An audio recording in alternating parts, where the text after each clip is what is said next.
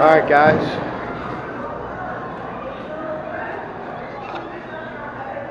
so what we have is a walk-in cooler.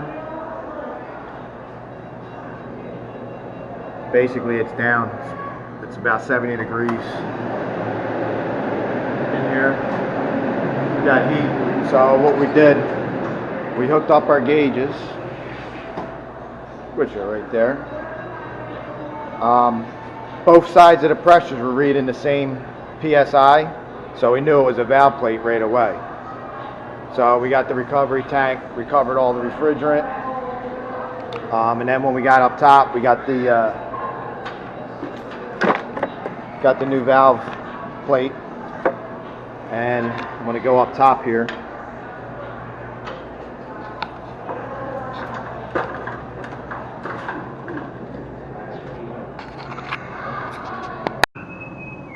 Alright guys, so got the head off. I don't know if you can see this, but clearly the head's damaged. I mean, it's pretty tore up. And then on top of these pistons, see if we get this light here. I mean, I don't know if you guys could really make this out, but some of this light, there you go. I mean, you see the top of these pistons. There's no way in the world we clean them up, put the new gaskets, the new plates on, everything like that. It's just not gonna, it's gonna run, but it's not gonna last very long. So best case scenario with this is that we're gonna replace this K body. Usually with a cheap repair you could get away with putting new valve plates on, but these pistons are too far gone. The inner walls actually are scored pretty bad, so the compression is going to be not really that great when we start this thing up. So we don't want to get any callbacks. I don't know if you can see the walls, but the walls are pretty bad too. So this is going to be a full replacement of a K-body compressor, a walk-in cooler. Looks like it's a 1 horse 208 230. So if you ever see anything like that, don't attempt to put the new valve plates on. You basically got to replace the whole compressor. Talk to you later. One more thing guys, just make sure you close your all your valves, so try to get at least contamination inside the line sets as possible into the evap. So I mean, this part here, the compressor, doesn't really matter. We're going to replace that. Wish we could get a better view of it. About, picking up a lot of shadow, but there you go. I'm sure you can see that. I mean, they're bad.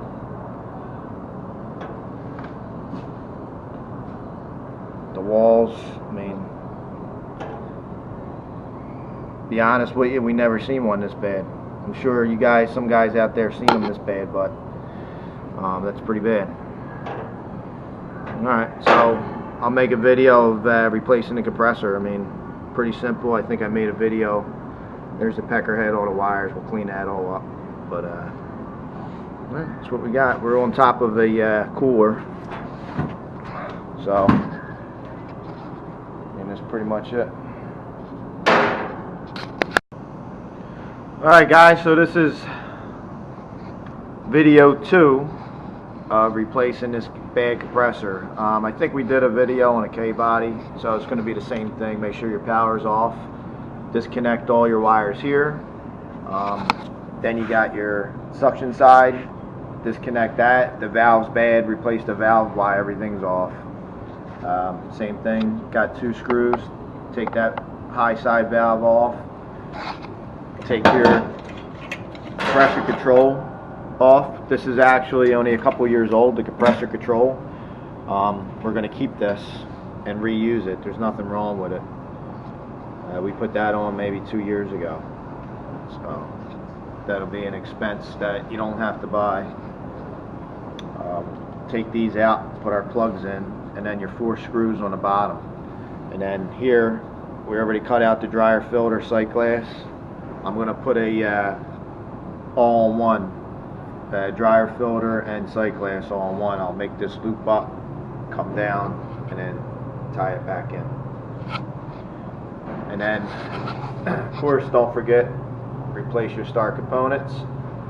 And once again, manufacturer wants to replace that relay. Even if that looks good, they want it replaced, so replace. Alright guys, so compressor's out. They're, be careful, these things are pretty damn heavy, and we're about 10 feet up in the air here. So getting it out of there, up, working around all these pipes. So just be careful taking that out with your back and everything else. So the component's out, everything's disconnected. Just brought the new one up right here. Let me turn this around, this light. So we got the new one right there, and I'm just getting these. I got leak lock on them. So we're going to put these on and get that compressor over there. Start wiring it up. Get our valves put back on. They are shipped with new gaskets. Make sure you scrape the old gaskets off and install the new gaskets. We like to put a little bit of oil in between both sides, just a dab, just to keep it actually on there. You can throw your screws through there and through the hole. Seems to work good for us. So, and then last time I was here, now I know why the head pressure was so high, but we blew that condenser out. So if you haven't done that, get nitrogen and blow that condenser out while you're up here. Clean everything up and check for any leaks. So we made up a new piece, copper.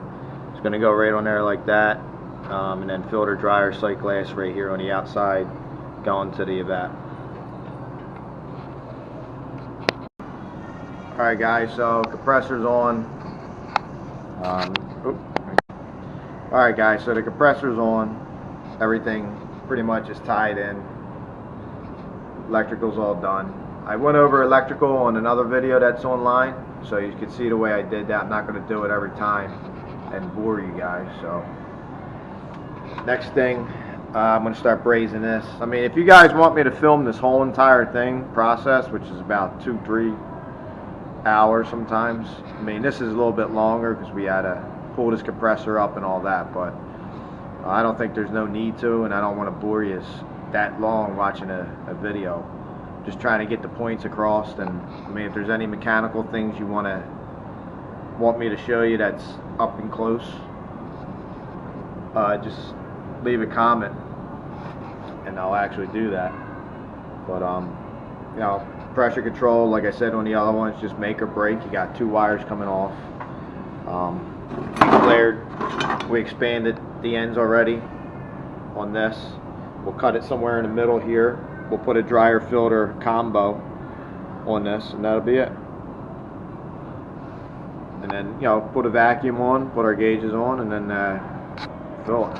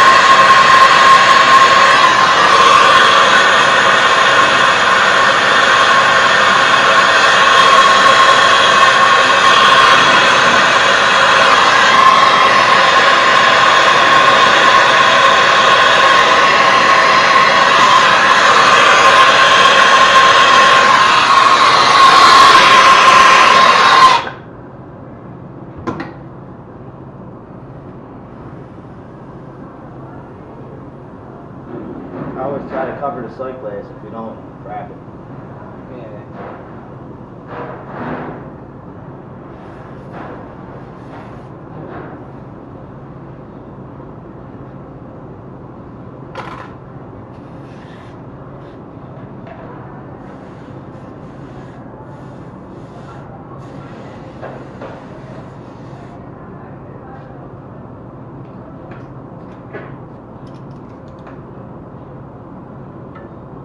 Good. Beautiful, beautiful. Golden. Looks good.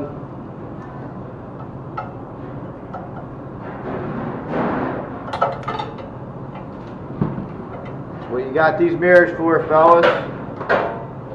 Check the underside. Make sure you're good.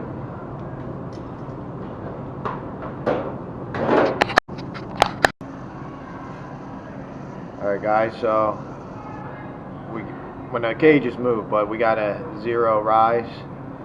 It's been holding for an hour, so we're good.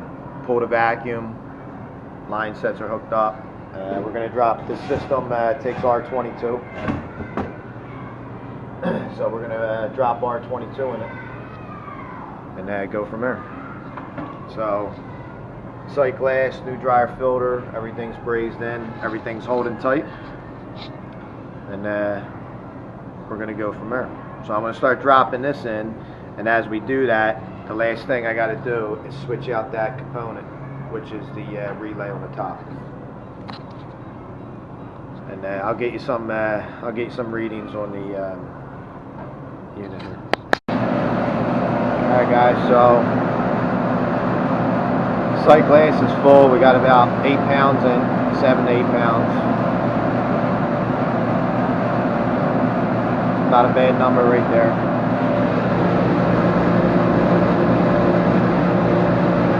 Sight glass is filled.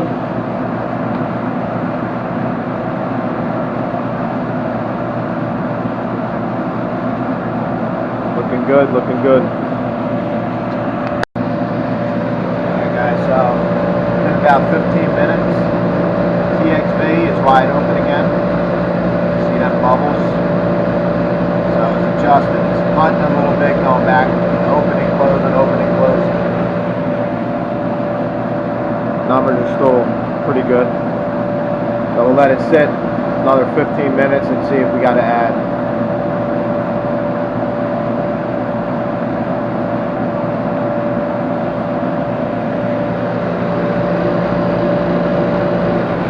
Compressor sounds pretty good. There's that old relay. Take that down with us.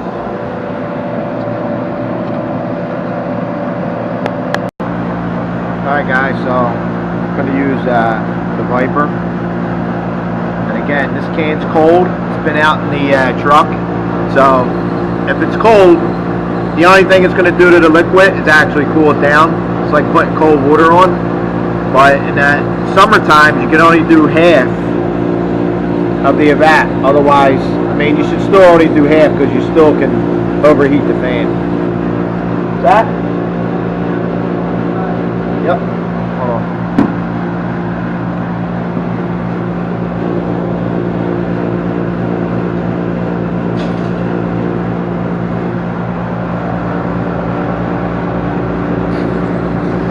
So we blew this out. Now we're going to spray, clean the condenser itself.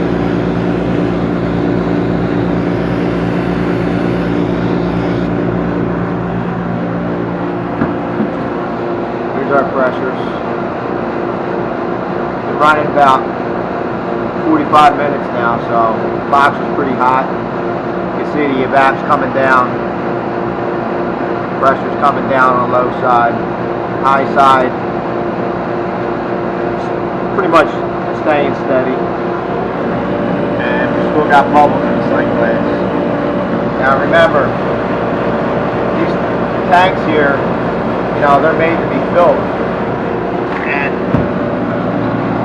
the right way to do it, really, and I can feel the heat in there, but is to heat this up and run your finger down until you feel the cold, and then that's kind of where the level is. So you want these things to be like 3/4 full, almost 3/4 full. It's not really cold up here, and the unit's inside, but it's got a headmaster inside there. I don't know why they ordered it with this, but they do. It's always the only thing it's actually going to do is get hotter up here come summertime. They don't really have to worry about the cold. It always stays around 70, 80 degrees up here. So we're just going to add a little bit more refrigerant to it in a little bit. You don't want to add it all in at one time, because as it's getting closer to dropping out down in the walk-in cooler, the TXB starts closing off, and then those bubbles probably will go away. So I just want to see where we're at, so I'll let it run another 20 minutes before I add any refrigerant. I mean, the best way, we could hook up clamps to subcooling, hook up the clamp, and go do it that way, but just from experience, I know where it has to be by, you know, touch, feeling that, and looking at these pressures. Alright guys, so after confirming that the condenser was actually clean, I started adding more refrigerant. We actually have a full sight glass now.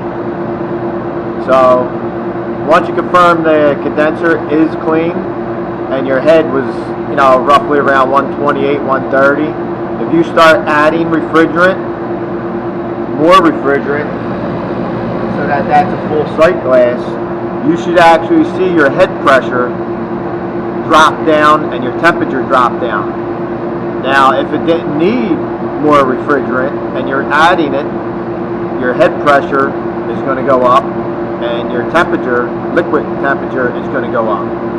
So that's what happened in this case. It was about 127 degree liquid, 277 degree high side. And now this, your low side, this temperature will continue to drop as the box gets colder. So really didn't have to make any adjustment on the TXB. We just left it set from where it was. Remember, the issue was that the compressor actually burned up and the pistons pretty much burned up. They had scrap metal on them from the valve.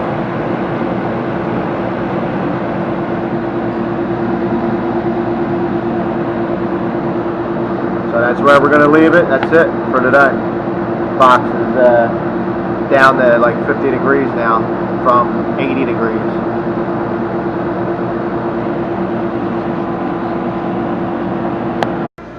Okay, gang. So we're right about 50 degrees on this walk-in cooler. Both fans are running. Clean the back of your back.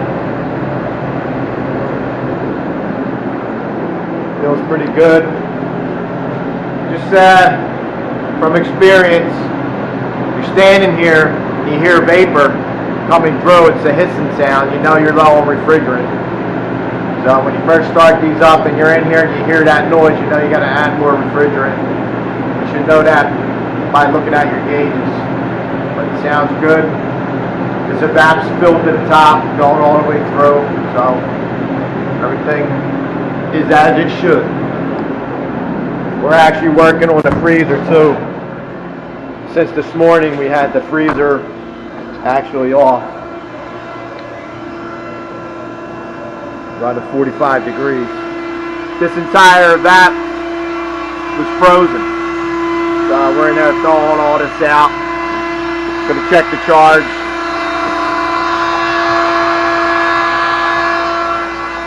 Just Got some, look at that hunk of ice right there.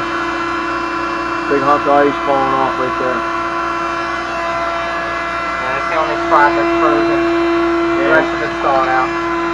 When we get that, you can, open that side up where that TXV is. And hit that. Pull that out because we're going to have to adjust that. We're going to add more refrigerant, so we're going to open that TXV and to bring more refrigerant in.